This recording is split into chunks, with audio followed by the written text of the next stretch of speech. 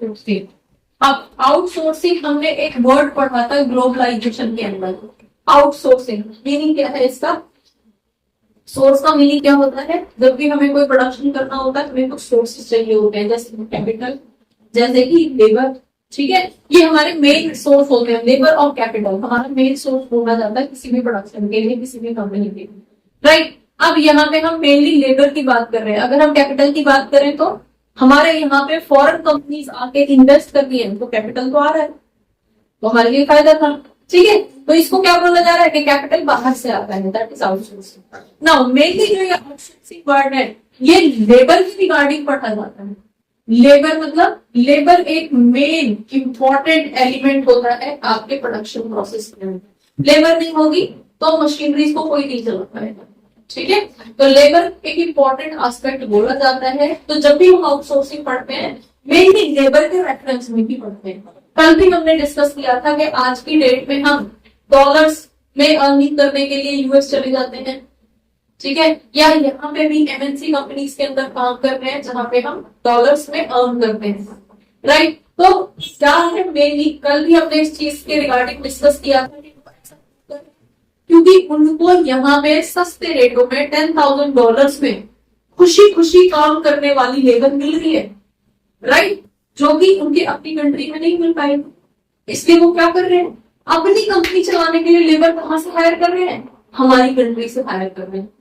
उनके लिए यूएस में बैठी हुई कंपनी जिनका हेड ऑफिस यूएस में है, उनके लिए काम कौन कर रहा है? यहाँ पे कंपनीज काम कर रही है, यहाँ के लोगों को हायर किया जा रहा है और $10,000 आ रहे हैं जिसमें खुशी खुशी दिन रात काम कर रहे हैं, है ना। 8 लाख रुपए मिल रहे हैं तो काम तो करना पड़ेगा। राइट, यही $10,000 देके अगर वो अपने कंट्री के अंदर काम कराने की कोशिश करते लोगों से तो नहीं होता। तो हो क्या रहा, उनको सस्ती लेबर मिल रही है। कहां से? हमारी कंट्री से। तो क्या किया उन्होंने लेबर को आउटसोर्स कर लिया। अपना काम कराने के लिए लेबर कहां की यूज कर रहे हैं? कहीं बाहर से सोर्सिंग कर रहे हैं। राइट, जैसे कि दुबई जितनी भी है आपकी गल्फ कंट्रीज है, कौन जाके वहां पे माइनिंग कर रहा है? टनल्स के अंदर, उसके अंदर कौन माइनिंग कर रहा है? ऑयल की रिफाइनिंग कौन कर रहा है वहां पे? एजेंसी जाते हैं यूजुअली। ठीक है, तो यही के तो लोग होते हैं। कितनी मूवीज तुम लोगों ने देखा इंडिया के लोग जा रहे हैं, लेबर जो वहां पे जा रही है। ठीक है, जो सस्ते रेटों पे वहां पे काम करते हैं, तो वो क्या कर रहे हैं? जो दुबई के या इस तरह के जो गल्फ कंट्रीज के मेनली जो मेन गल्फ कंट्रीज हैं, उनके जो शेख होते हैं वो तो पैदाइशी सोने में तो होते हैं। राइट, सोने में मतलब लगे हुए होते हैं, वो काम भी करते हैं। काम किससे करवाते हैं? काम तो करना है ना, पेट्रोलियम तो निकालना है जमीन में से, कौन निकालेगा? लेबर को दूसरी कंट्री से। ठीक है, वो कोई भी हो सकता है, इंडियन हो सकते हैं, पाकिस्तानी हो सकते हैं, श्रीलंकन हो सकते हैं। तो ये सब मेनली काम पे चलता है। यूएस का आईटी सेक्टर कौन चला रहा है? 80% जो आईटी सेक्टर उनका डिपेंड कर रहा है यूएस का, वो किस पे डिपेंड कर रहा है? वो इंडियंस पे या फिर एशियंस पे। समझ में आ गया? आउटसोर्सिंग का मीनिंग क्लियर हो गया। जब लेबर को बाहर से सस्ते मंगाया जाता है अपने प्रोडक्शन के लिए, अपने फंक्शनिंग ऑफ बिजनेस के लिए, तो उस प्रोसेस को हम आउटसोर्सिंग कहते हैं। क्लियर हो गया? अब हमारी जो पॉपुलेशन है वो कहाँ गई हुई है? वो यूजुअली गल्फ कंट्रीज के अंदर, यूएस के अंदर बहुत सारी कंट्रीज है जहाँ पे आप लोगों के भी बहुत सारे नोट लोग होंगे जो जिनका आपने सुना होगा कि वो जर्मनी में रहते हैं, वो यूएस में रहते हैं, वो तो कहीं शिफ्ट हो गए, वो तो वहीं सेटल हो गए। ठीक है, वो दुबई रहते हैं, ओमान रहते हैं वगैरह वगैरह। ठीक है, तो ये सब क्या है? ये सारा प्रोसेस जो है आउटसोर्सिंग का है। और इंडिया जो है एक फेवरेट डेस्टिनेशन बन चुका है। क्यों? क्योंकि हमारे पास जो वर्क एज वाला वो है एम्प्लॉय है। ठीक है, वर्क एज वाली जो पॉपुलेशन है वो हमारी कंट्री के पास सबसे ज्यादा है इस टाइम। ठीक है, तो work able population world wide हम लोग हमारे तरफ से जा रहे हैं। ठीक है, दूसरी तरफ हमारे जो लोग हैं उनको एम्प्लॉयमेंट मिल रहा है, हाइयर एम्प्लॉयमेंट हो रहा है। उसकी वजह से हमें क्या फायदा हो रहा है? हमारी पर कैपिटल इनकम बढ़ रही है। ठीक है, हमारी पर हेड इनकम बढ़ रही है, हमारी कंट्री का डेवलपमेंट हो रहा है, हमारा लिविंग स्टैंडर्ड बढ़ रहा है। ठीक है, तो हमारी जो है टेक्नोलॉजी, नई टेक्नोलॉजी हम सीख रहे हैं, तो वो सारी चीजें एनी हाउ डेवलपमेंट किसका? हमारी कंट्री का। क्लियर हो गया? तो इससे फायदे क्या है ये समझ में आ गया। नुकसान क्या है? नुकसान भी हो सकता है आउटसोर्सिंग का। फेवरेबल तो समझ में आ गया। फेवर में आप क्या बोल रहे हो?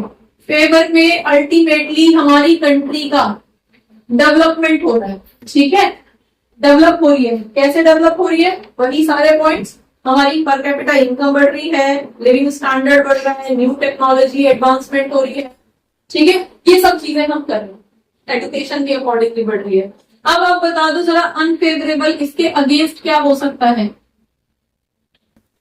हाँ जी, अगेंस्ट में क्या चल रहा है? आउटसोर्सिंग के अगेंस्ट क्या, मतलब आउटसोर्सिंग हमारे लिए अनफेवरेबल भी हो सकती है। कैसे? इंडिया के लिए unfavorable। कैसे हो सकती है? मुझे ये कि काफी अच्छी है इसमें जॉब अगर आ जाए। यस, ब्रेन ट्रेन हो रहा भाई। ब्रेन मीनिंग क्या है? छोटी क्लासेस में बहुत ज्यादा ब्रेन से रिलेटेड है ना। क्या मीनिंग होता है इसका? ब्रेन ट्रेन, हमारा जो टैलेंट है वो बाहर जा रहा है आउटसोर्स होके, क्योंकि उनको $10,000 मिल रहे हैं, ठीक है। यहाँ पे 8 लाख रुपए महीने की सैलरी कोई नहीं देगा। यस, वो हमें ज्वाइन कर लेते हैं, काम ना भी करना है वहां। क्लियर हो गया? तो वाई नॉट देयर, ठीक है। अगर हमारे पास अपॉर्चुनिटी है $10,000 कमाने की, 8 लाख रुपए महीने कमाने की, तो वाई नॉट,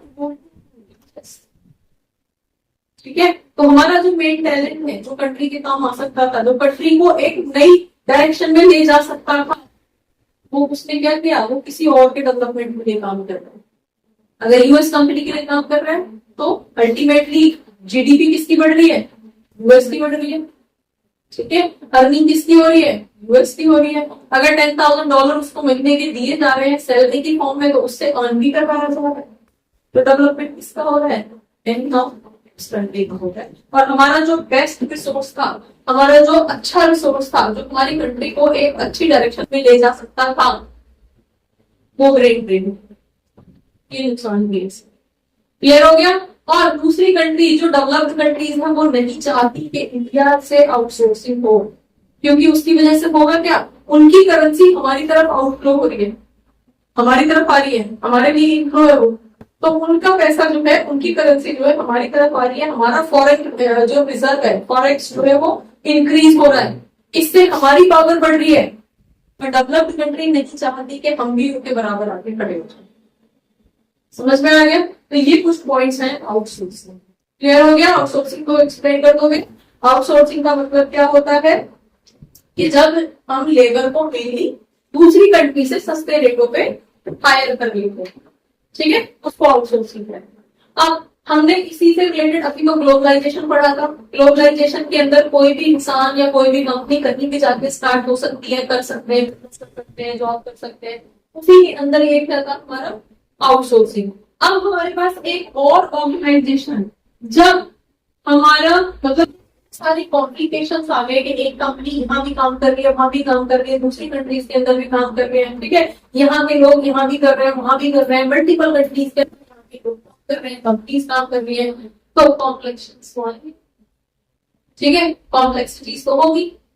जो डेवलप्ड कंट्री होगी वो इस पे हावी होने की कोशिश करेगी कि हम सुपीरियर है, हमारी पावर ज्यादा है, हमारी करेंसी की पावर ज्यादा है, तो हमारी लीडरशिप चलेगी, राइट। तो इस तरह के डिस्प्यूट्स ना हो, इस तरह की प्रॉब्लम्स ना क्रिएट हो, उसको मेंटेन करने के लिए एक ऑर्गेनाइजेशन जो हमेशा से काम कर रहा है, जो कि 1948 से काम कर रहा है, जिसको हम उस टाइम पे इनिशियली इसका नाम गेट रखा गया था, generally accepted trade and tax, ठीक है, general agreement on trade and tax. Clear हो गया? गेट की फुल फॉर्म भी पूछ ली जाती है, तो क्या है? General agreement on trade and tax. मतलब कोई भी बिजनेस जब एक दूसरे के साथ, दूसरी कंट्री के साथ बिजनेस कर रहा है, तो एक एग्रीमेंट उसके बीच में होता है कि कोई भी किसी को एक्सप्लॉइट नहीं करेगा, और उसको प्रोटेक्ट करने के लिए या उसको पे विजिलेंस बनाने के लिए ये ऑर्गेनाइजेशन काम कर रहा है, WTO जिसको आप बोला, ठीक है। 1995 में इसको WTO का नाम दिया गया। WTO मतलब वर्ल्ड ट्रेड ऑर्गेनाइजेशन, ठीक है। मतलब वर्ल्ड के अंदर जितने भी ट्रेड हो रहे हैं, XYZ, कोई कंट्री, छोटी कंट्री, बड़ी कंट्री, कोई कितना भी किसी भी अमाउंट का ट्रांजेक्शन किसी के साथ कर रही है, तो वो ट्रांजेक्शन जो है फेयरली डील हो, उसमें कोई चीटिंग ना हो, उसमें कोई एक्सप्लॉयटेशन ना हो, तो उस सब को टेक केयर करने के लिए ये ऑर्गेनाइजेशन काम करती है। तो ये ऑर्गेनाइजेशन किसी भी एक कंट्री का नहीं है, ये हर कंट्री के लिए इक्वली काम करती है। जब भी किसी कंट्री को जरूरत होती है तो वो उससे लोन भी ले सकता है, सपोर्ट भी ले सकता है। मतलब ओवरऑल नाम से समझ में आ रहा है, वर्ल्ड के ट्रेड को ऑर्गेनाइज करने के लिए जो सिस्टम काम करता है वर्ल्ड ट्रेड ऑर्गेनाइजेशन। समझ में आ गया।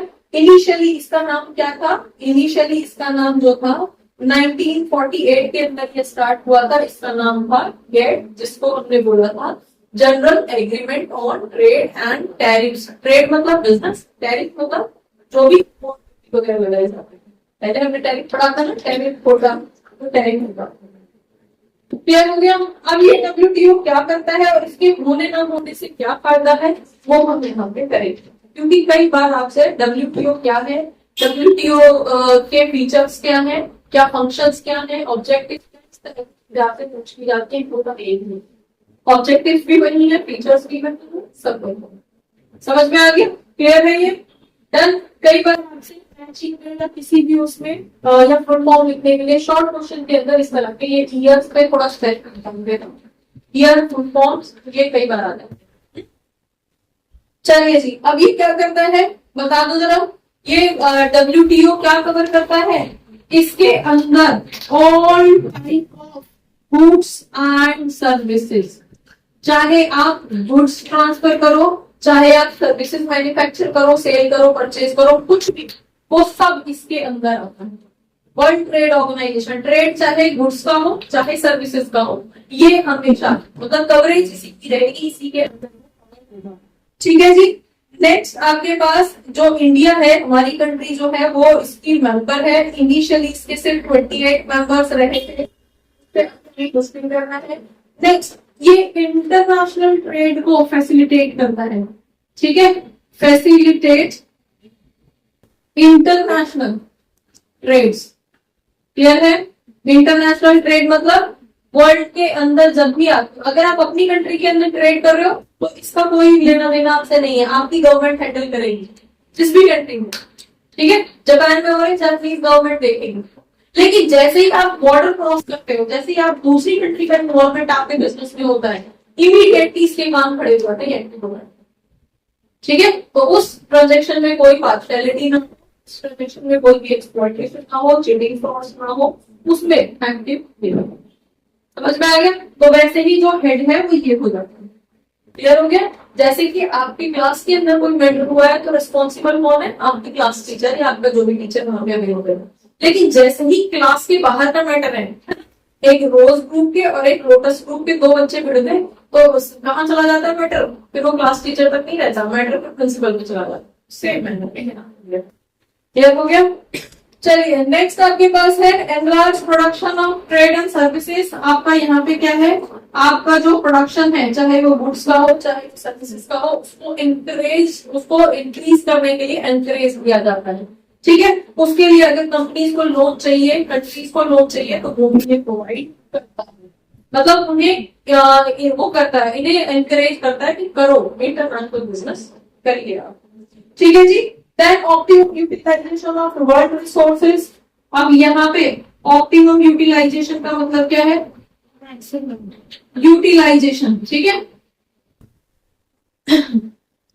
यूटिलाइजेशन का मतलब क्या हो गया? ऑप्टिमम यूटिलाइजेशन का मीनिंग ये जो भी वर्ल्ड रिसोर्सेज है उनका ऑप्टिमम, अच्छे तरीके से, प्रॉपर तरीके से, मैक्सिमम तरीके से उनको यूज किया जाए। जैसे कि वर्ल्ड रिसोर्सेज कौन सा है? जो मेन रिसोर्सेज है जिसकी डिमांड पूरे वर्ल्ड के अंदर है, पेट्रोलियम। वर्ल्ड के हर कोने में चाहिए, चाहे डेवलप्ड कंट्री है चाहे अंडर डेवलप्ड कंट्री है, उसे भी इम्पोर्ट कराना पड़ता है, ठीक है। वो भी पेट्रोलियम, ठीक है। तो जो भी ये है क्या? ये वर्ल्ड रिसोर्सेज है, पूरी दुनिया का रिसोर्स है। तो इस रिसोर्स का यूटिलाइजेशन जो है प्रॉपर हो पाए, ऐसा ना हो कि जिन कंट्रीज के पास है वो तो बाहर है इसको, और जिन कंट्रीज के पास नहीं है वो बेचारे तरस रहे हैं कि उन तक पहुंच ही नहीं पा रहे हैं। ठीक है जी। और साथ ही साथ इन्वायरमेंट का भी ध्यान रखना, मतलब कोई भी कंपनी बिजनेस तो कर रही है, करे, हम सपोर्ट करेंगे, लेकिन ऐसा ना हो कि वो इन्वायरमेंट को पल्यूट करके बिजनेस करके, तो इन्वायरमेंट ही आपका प्रोटेक्टेड है। कोई भी बिजनेस प्रॉफिट कमा रही है दैट इज ओके, लेकिन उस प्रॉफिट कमाने के चक्कर में इन्वायरमेंट को गंदा तो नहीं कर रही है, उसका ध्यान भी रखिए। जैसे प्लास्टिक बैन, ठीक है, तो प्लास्टिक बैन इन्वायरमेंट का आजकल बहुत ज्यादा वो चल रहा है, क्यों चल रहा है, वो वर्ल्ड लेवल पे चल रहा है। ठीक है, एक लड़की है ना यूएस की, छोटी सी लड़की है, क्या नाम है उसका, क्रेटा नाम है, क्या नाम है, मुझे नाम याद नहीं आ रहा, इन्वायरमेंटलिस्ट है, छोटी सी लड़की है, स्कूल गोइंग लड़की है, याद आया फेस फेस को उसका, अगर न्यूज में देखा हो कभी, मुझे नाम याद नहीं आ रहा उसका नाम, ठीक है, सर्च करके, ठीक है, एक्स क्रेटा है कुछ इस तरह से, पता नहीं क्या नाम है उसका।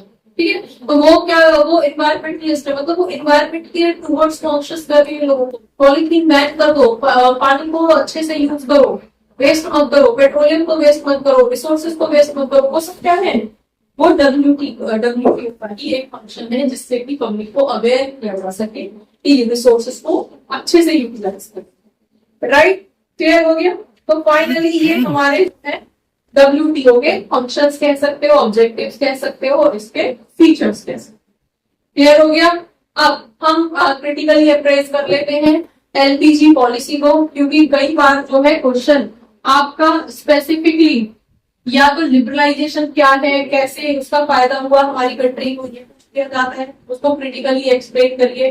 प्राइवेटाइजेशन तो यूजुअली नहीं पूछा जाता, ग्लोबलाइजेशन अगेन फिर पूछा जाता है कि फेवरेबल हुआ या अनफेवरेबल हुआ हमारे लिए, उसको क्रिटिकली एक्सप्लेन करिए। और कई बार आपसे पूरा न्यू इकोनॉमिक पॉलिसी को क्रिटिकली एक्सप्लेन करिए भी पूछ गया जाता है।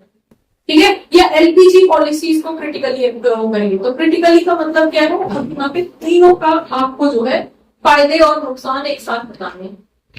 ठीक है, फायदा क्या क्या होगा, सिंपल, मुझे बताने की जरूरत नहीं है, तो पढ़ चुके हो, बता दो जरा तीनों चीजों से। LPG लिबरलाइजेशन, लिबरल कर दिया रूल रेगुलेशन को, प्राइवेटाइजेशन, प्राइवेट लोगों को भी सपोर्ट कर दिया कि अपना बिजनेस शुरू करो, हम हैं तुम्हारे साथ। ग्लोबलाइजेशन, पूरे वर्ल्ड में कहीं भी बिजनेस कर सकते हो, कोई भी हमारे यहाँ पे बिजनेस कर सकते हो। ठीक है, हमारी जो सिक्योरिटी है उसको ना छेड़े बस, बाकी कोई भी आके बिजनेस कर सकता है। तो इससे हमें फायदा क्या हुआ, फेवरेबल बता दो। इकोनॉमिक डेवलपमेंट हुआ, ठीक है जी। इकोनॉमिक डेवलपमेंट कैसे हुआ, हमारी GDP इंक्रीज हुई, प्रोडक्शन इंक्रीज हुआ, ओवरऑल कंपनी में। ठीक है, हमारा इंफ्रा इंक्रीज हुआ, क्लियर हो गया। नेक्स्ट हमारी एजुकेशन इंक्रीज हुई है, हमारी टेक्नोलॉजी एडवांस हुई है, राइट। और क्या हुआ है, टेक्नोलॉजी एडवांस हुई है, और हाँ जी, एम्प्लॉयमेंट इंक्रीज हुआ है, यस। और फॉरेन एक्सचेंज, देन हमारा फॉरेक्स इंक्रीज हुआ है, यस। और पर कैपिटा इनकम हमारी इंक्रीज हुई है, ठीक है। और लिविंग स्टैंडर्ड हाई, हमारा लिविंग स्टैंडर्ड हाई हुआ है, मतलब एनी हाउ इन सब से हमें ये सब फायदे हुए। तो अगर क्वेश्चन में पूछा जाएगा तो इन्हीं सबको हेडिंग बना के इन्हीं के अंदर आपको पॉइंट्स होते हैं, ठीक है। अगेंस्ट बता दो, कम कर रहे हो ना, अब ये तो फेवर में थे, ये अगेंस्ट बता दो क्या है। हाँ जी, अगेंस्ट क्या रहेंगे हमारे, भाई हम तो गरीब लोग थे हमारे। हाँ जी, ये बेनिफिशियल किसके लिए है, मोर बेनिफिशियल फॉर, ठीक है, फॉर डेवलप्ड कंट्रीज, ठीक है, उनके लिए है डेवलप्ड, ठीक है। देन उसके अलावा क्या है, हमारा मार्केट शेयर जो है उन्होंने कैप्चर किया था, तो मेन पॉइंट हमारे पास क्या रहेगा कि ये डेवलप्ड कंट्रीज के लिए मेनली है।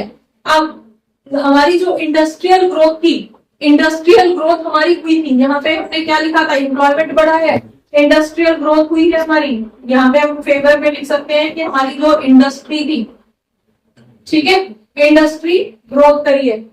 लेकिन सेकंड, हमारा जो एग्रीकल्चर था वो डाउन हो गया, क्योंकि जो फॉरेन कंट्रीज आ रही थी वो हमारे एग्रीकल्चर को सपोर्ट करने नहीं आ रही थी, वो तो मशीन का जो है मैकेनिकल वर्क करने के लिए आ रही। ठीक है, सेकेंडरी सेक्टर को उन्होंने एनहांस किया, लेकिन हमारा जो मेन प्राइमरी सेक्टर था वो कहीं ना कहीं पीछे हो गया। ठीक है, क्लियर हो गया। नेक्स्ट आपके पास डिसइन्वेस्टमेंट पॉलिसी हमारी जो है इनइफेक्टिव रही, टैक्स पॉलिसी हमारी इनइफेक्टिव रही। इनइफेक्टिव का मतलब क्या है? हमने बोला कि टैक्स पॉलिसी या फिर टैक्स पॉलिसी इनइफेक्टिव रही एंड हमारा जो है डिसइन्वेस्टमेंट पॉलिसी, मीनिंग क्या है?